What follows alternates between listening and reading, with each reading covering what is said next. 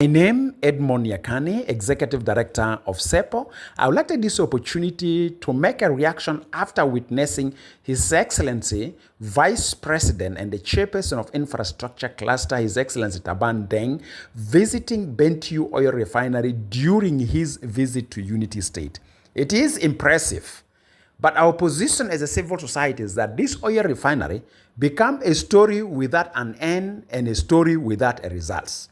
We have had multiple visits to this particular oil refinery, and we have had multiple leadership statements on the importance of this oil refinery, which we acknowledge it, we appreciate it, that having a national oil refinery that produces 10,000 barrels per day, it will help in reducing prices of oil for domestic consumption. Though some experts are questioning even the design and the construction of the oil refinery in terms of its capacity and capability and producing more products out of the crude oil, because some people are saying the oil refinery Bentiu is not enough to produce all expected products from the crude oil.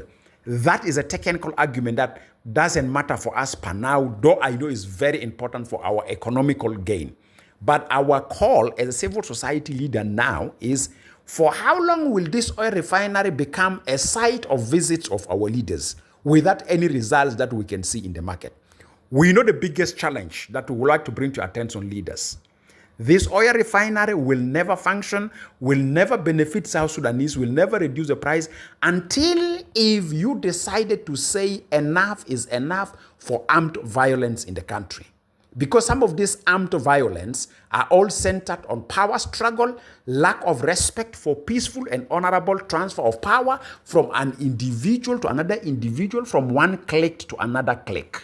And this is where we say we have a class of politicians whom we describe them as politicians and a gun class at the same time, and they become a curse to the country. This oil refinery, we need to see it translated into an action. It's better we walk the talk. We have witnessed so many political visits, and I'm impressed that His Excellency Vice President Taban Deng, as a chairperson of Infrastructure Cluster, visited the site. He didn't forget about it. And I remember this project even started when still His Excellency is the governor of Unity State. This project of the oil refinery and the project of Ramsel as a new city for the Republic of South Sudan become a series of stories that have no results and have no end. For how long should we talking the stories of the oil refinery and Ramsel City? My appeal to our leaders is that time has come for us to say no to armed violence, yes for dialogue, for resolving discontented political positions, because as government is in existence, politicians does not get consensus easily, or politicians never reach consensus is something uneasy.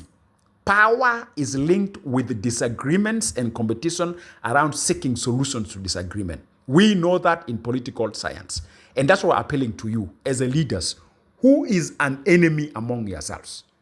Can you take a political responsibility of embracing a very high level of political discipline and maturity, where is described you use dialogue politically to resolve your political differences or political grievances, and where you don't use violence as an instrument of controlling power or winning power or accessing power, where you can embrace a political attitude of honorable and peaceful transfer of power.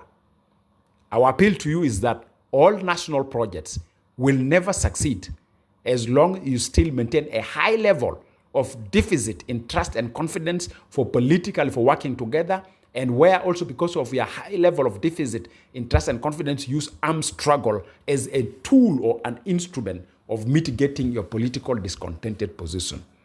Bentiu Oil Refinery will end up as a story that we will not conclude the series today, generation to come to conclude, and we may not see the result today.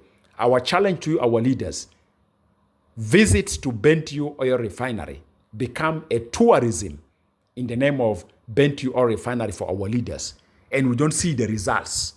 For how long will this game continue? This game needs to come to an end so that we receive our own domestic oil consumption from the Bentiu Oil Refinery, but this will end if we end the violence. As the armed violence keep on going, the development of this country will remain as the last priority of our political leaders, because power struggle through violence consume all your attention and the resource of the country that you generate from our tax. We pay tax for fueling violence. We're not paying tax for our development.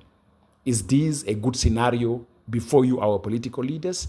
We are asking you, take a responsibility, and we still believe with high respect and honor that you have the responsibility to fix the political challenges of this country through an honest and sincere political discipline and maturity to be displayed, that you will reach consensus and you say South Sudan must become a great nation among the League of Nations with the wealthy resources that we have now.